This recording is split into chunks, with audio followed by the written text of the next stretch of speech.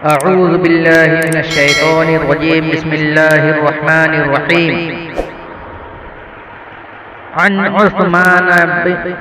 عثمان بن عفان رضي الله عنه قال: كان النبي صلى الله عليه وسلم إذا فرغ من دفن الميت وقف عليه فقال: استغفروا لأخيكم واسألوا له بالتثبيت فإنه الأنا يسال.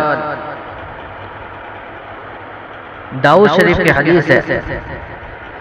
حضرت عثمان بن عفان رضی اللہ تعالی عنہ سے روایت ہے کہ رسول اللہ صلی اللہ علیہ وسلم جب میت کے دفن سے فارغ ہو جاتے تو قبر کے پاس کھڑے ہوتے اور ارشاد فرماتے کہ اپنے بھائی کے لیے اللہ تعالی سے مغفرت کی دعا کرو اور یہ مانگو کہ اللہ تعالی اس کو سوالات کے جوابات میں ثابت قدم رکھیں، کیونکہ اس وقت اس سے پوچھ تاچھ ہو رہی ہے.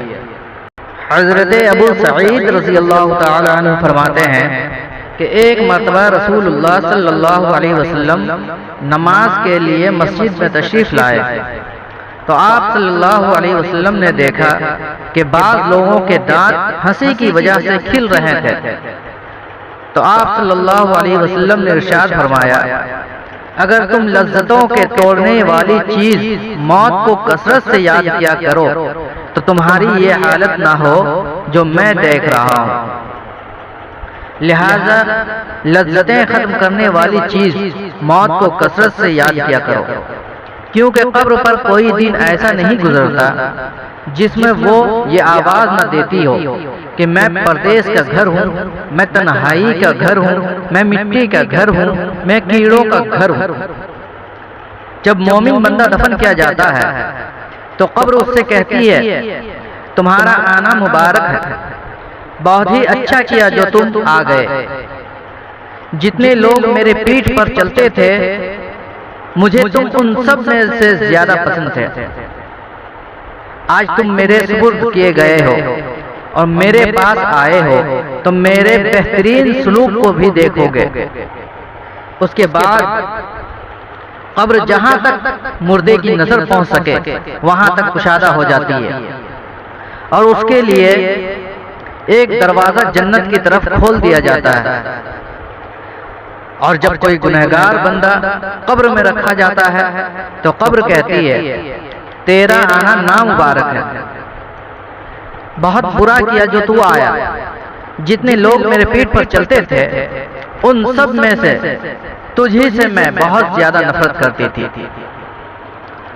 آج جب تو میرے حوالے ہوا ہے اور میرے پاس آیا ہے تو میرے برے سلوک کو بھی دیکھ لو گے. اس کے بعد قبر اسے اس طرح دباتی ہے کہ پسلیاں آپس میں ایک دوسرے میں گھس جاتی ہے. رسول اللہ صلی اللہ علیہ وسلم نے ایک ہاتھ کی انگلیاں دوسرے ہاتھ میں ڈال کر بتایا کہ اس طرح ایک جانب کے پسلیاں دوسرے جانب میں گھس جاتی ہے اور اللہ تعالیٰ اس پر 70 اژدھے مسلط کر دیتے ہیں. اگر ایک بھی ان میں سے زمین پر پھونکار مار دے تو اس کے زہریلے اثر سے قیامت تک زمین پر گھاس نہ اگے گی اور اس کو قیامت تک کاٹتے اور ڈستے رہیں گے. نبی کریم صلی اللہ علیہ وسلم نے ارشاد فرمایا: قبر جنت کے باغوں میں سے ایک باغ ہے یا جہنم کے گڑھوں میں سے ایک گڑھا ہے. حضرت برا بن عازب رضی اللہ عنہ سے روایت ہے کہ ہم لوگ نبی کریم صلی اللہ علیہ وسلم کے ساتھ ایک انصاری صحابہ کے جنازے میں قبرستان گئے. جب قبر کے پاس پہنچے جو ابھی کھودی نہیں گئی تھی کھودی نہیں گئی تھی نبی کریم صلی اللہ علیہ وسلم وہاں قبر کی تیاری کے انتظار میں تشریف فرما رہے تھے اور آپ کے ارد گرد ہم بھی اس طرح متوجہ ہو کر بیٹھ گئے گویا کہ ہمارے سروں پر پرندے بیٹھے ہوں. آپ کے ہاتھ میں لکڑی تھی جس سے زمین کو کرید رہے تھے جو کسی گہری سوچ کے وقت ہوتا ہے۔ پھر آپ صلی اللہ علیہ وسلم نے اپنا سر مبارک اٹھایا اور 2 یا 3 مرتبہ فرمایا عذاب قبر سے اللہ تعالیٰ کی پناہ مانگو، اور پھر ارشاد فرمایا اللہ کا مومن بندہ اس دنیا سے منتقل ہو کر جب عالم برزخ میں پہنچتا ہے، یعنی قبر میں دفن کر دیا جاتا ہے، تو اس کے پاس 2 فرشتے آتے ہیں اور اس کو بیٹھاتے ہیں، پھر اس سے پوچھتے ہیں کہ تمہارا رب کون ہے؟ وہ کہتا ہے میرا رب اللہ ہے۔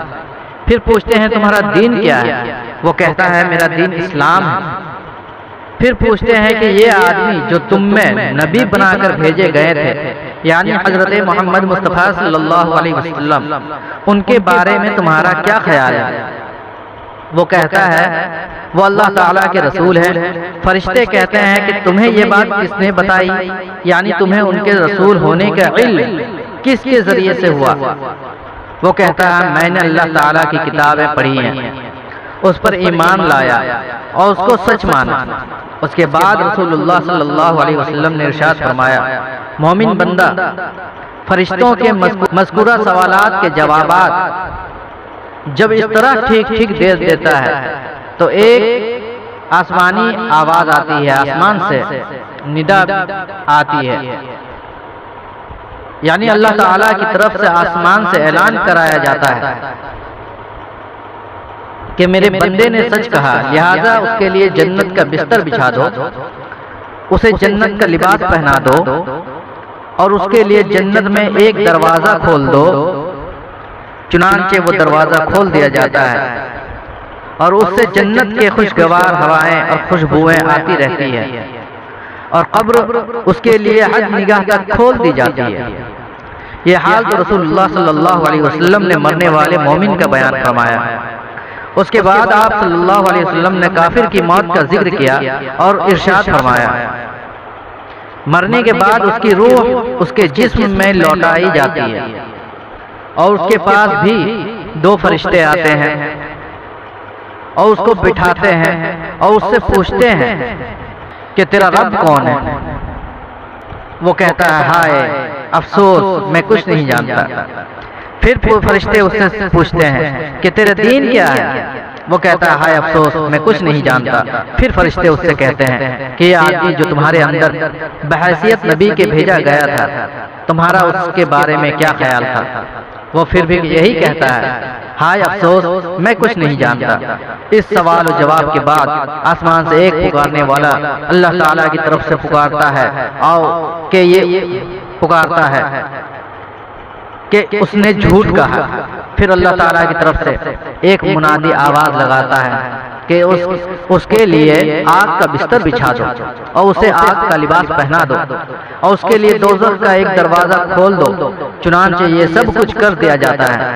رسول اللہ صلی اللہ علیہ وسلم فرماتے ہوئے کہتے ہیں کہ دوزخ کے اس دروازے سے دوزخ کی گرمی اور جلانے جھلسانے والی ہوائیں اس کے پاس آتی رہتی ہے، اور قبر اس پر اتنی تنگ کر دی جاتی ہے کہ جس کی وجہ سے اس کی پسلیاں ایک دوسرے میں گھس جاتی ہیں۔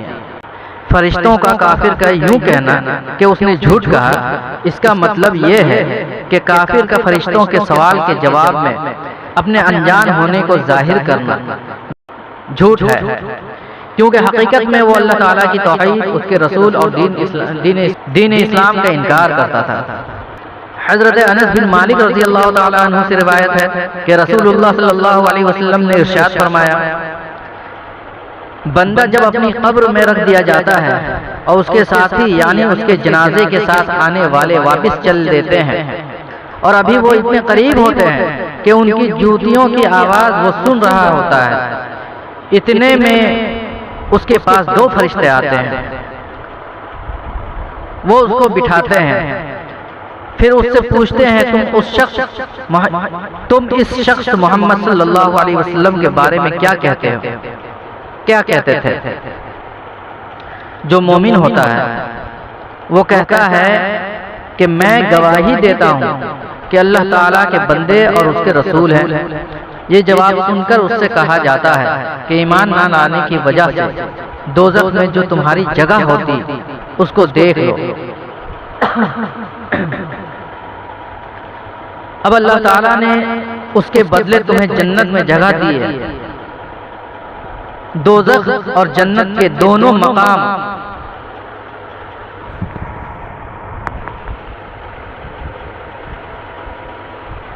اس کے سامنے کر دیے جاتے ہیں، چنانچہ وہ دونوں کو ایک ساتھ دیکھتا ہے، اور جو منافق اور کافر ہوتا ہے تو اسی طرح مرنے کے بعد اس سے بھی رسول اللہ صلی اللہ علیہ وسلم کے بارے میں پوچھا جاتا ہے کہ اس شخص کے بارے میں تم کیا کہتے تھے؟ وہ منافق اور کافر کہتا ہے کہ میں ان کے بارے میں خود تو کچھ جانتا نہیں، دوسرے لوگ جو کہا کرتے تھے وہی میں بھی کہتا تھا۔ اس کے اس جواب پر اس کو کہا جاتا ہے کہ تو نے نہ تو خود جانا اور نہ ہی جاننے والوں کی پیروی کی۔ پھر سزا کے طور پر لوہے کی ہتھوڑوں سے اس کو مارا جاتا ہے، جس سے وہ اس طرح چیختا ہے کہ انسان و جنات کے علاوہ اس کے آس پاس کی ہر چیز اس کا چیخنا سنتی ہے۔ حضرت انس رضی اللہ تعالیٰ عنہ سے روایت ہے کہ رسول اللہ صلی اللہ علیہ وسلم نے ارشاد فرمایا، قیامت اس وقت تک نہیں آئے گی جب تک کہ ایسا برا وقت نہ آ جائے کہ دنیا میں اللہ اللہ بالکل نہ کہا جائے۔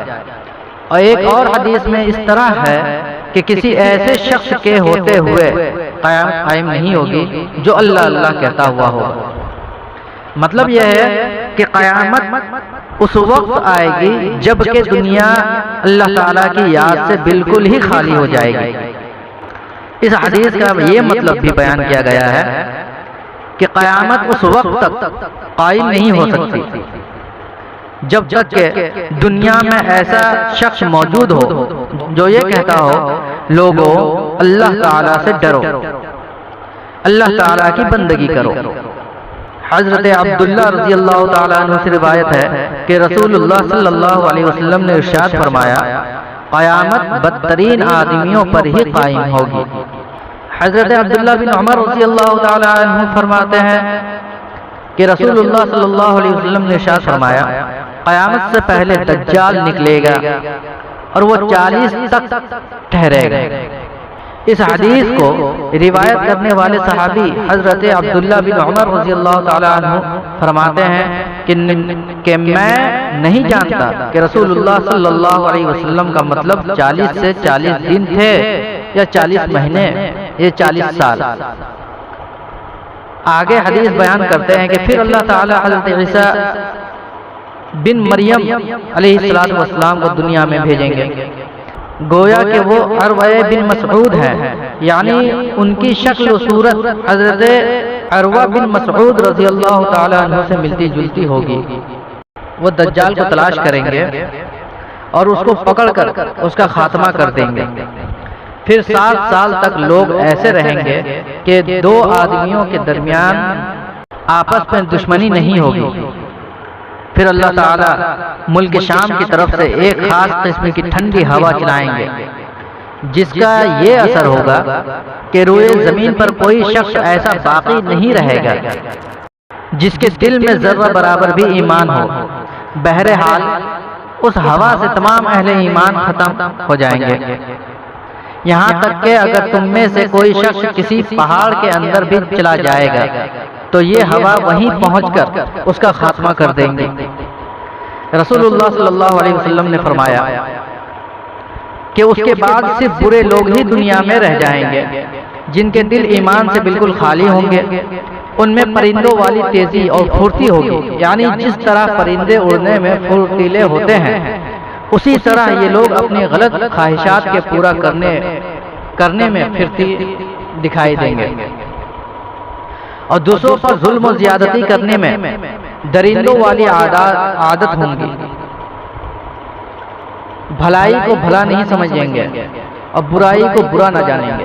شیطان ایک شکل بنا کر ان کے سامنے آئے گا اور ان سے کہے گا، کیا تم میرا حکم نہیں مانو گے؟ وہ کہیں گے، تو تم ہم کو کیا حکم دیتے ہو؟ یعنی جو تم کہو وہ ہم کریں۔ تو شیطان انہیں بتوں کی پرستش کا حکم دے گا اور وہ اس کی تعمیل کریں گے اور اس وقت ان پر روزی کی فراوانی ہوگی اور ان کی زندگی بظاہر بڑی اچھی عیش و نشاط والی ہوگی، بڑی اچھی عیش و نشاط والی ہوگی۔ پھر سور پھونکا جائے گا، جو کوئی اس سور کی آواز کو سنے گا اس آواز کی دہشت اور خوف سے بے ہوش ہو جائے گا، اور اس کی وجہ سے اس کا سر جسم پر سیدھا قائم نہ رہ سکے گا، بلکہ اس کی گردن ادھر ادھر ڈھلک جائیں گی۔ سب سے پہلے جو شخص سور کی آواز سنے گا اور جس پر سب سے پہلے اس کا اثر پڑے گا وہ ایک آدمی ہوگا جو اپنے اونٹ کے حوض کو مٹی سے درست کر رہا ہوگا۔ وہ بے ہوش اور بے جان ہو کر گر جائے گا، یعنی مر جائے گا، اور دوسرے سب لوگ بھی اسی طرح بے جان ہو کر گر جائیں گے۔ پھر اللہ تعالی ہلکی سی بارش برسائیں گے، ایسی جیسے کہ شبنم، اس کے اثر سے انسانوں کے جسموں میں جان پڑ جائے گی۔ پھر دوسری مرتبہ سور پھونکا جائے گا تو ایک دم سب کے سب کھڑے ہو جائیں گے اور چاروں طرف دیکھنے لگیں گے۔ پھر کہا جائے گا کہ لوگوں اپنے رب کی طرف چلو، اور فرشتوں کو حکم ہوگا کہ انہیں حساب کے میدان میں کھڑا کرو، کیونکہ ان سے پوچھ تاچھ ہوگی اور ان کے اعمال کا حساب و کتاب ہوگا۔ پھر حکم ہوگا کہ ان میں سے دوزخیوں کے گروہ کو نکالو۔ عرض کیا جائے گا کہ کتنے میں سے کتنے؟ حکم ہوگا ہر 1000 میں سے 999۔ رسول اللہ صلی اللہ علیہ وسلم ارشاد فرماتے ہیں ہر 1000 میں سے 999۔ رسول اللہ صلی اللہ علیہ وسلم ارشاد فرماتے ہیں کہ یہ وہ دن ہوگا جو بچوں کو بوڑھا کر دے گا، یعنی اس روز کی سختی اور لمبائی کا تقاضا یہی ہوگا کہ وہ بچوں کو بوڑھا کر دے گا۔ اگرچہ حقیقت میں بچے بوڑھے نہ ہوں، اور یہی وہ دن ہوگا جس میں پنڈلی کھولی جائے گی، یعنی جس دن اللہ تعالی خاص قسم کا ظہور فرمائیں گے۔ اور ایک روایت میں اس طرح ہے کہ جب صحابہ کرام رضی اللہ تعالی عنہ نے سنا کہ 1000 میں سے 999 جہنم میں جائیں گے تو اس بات سے وہ اتنے پریشان ہوئے کہ چہروں کے رنگ بدل گئے۔ اس پر آپ صلی اللہ علیہ وسلم نے ارشاد فرمایا بات یہ ہے کہ 999 تو جو جہنم میں جائیں گے وہ یاجوج و ماجوج اور ان کی طرح کفار و مشرکین میں سے ہوں گے، کفار و مشرکین میں سے ہوں گے، اور 1000 میں سے ایک جو جنت میں جائے گا وہ تم میں سے اور تمہارا طریقہ اختیار کرنے والوں میں سے ہوگا۔ تو دوستو، آج کی بیان یہیں پہ میں ختم کرتا ہوں، اور اللہ تبارک و تعالیٰ سے دعا کرتا ہوں کہ ہمیں اور آپ کو سننے کے ساتھ ساتھ عمل کرنے کی بھی توفیق عطا فرمائے۔ وآخر دعوانا ان الحمدللہ رب العالمین۔ اور جو لوگ میرے چینل پہ نئے ہیں اور چینل کو لائک، سبسکرائب اینڈ شیئر ضرور کریں تاکہ دین کی بات دوسروں تک بھی پہنچے۔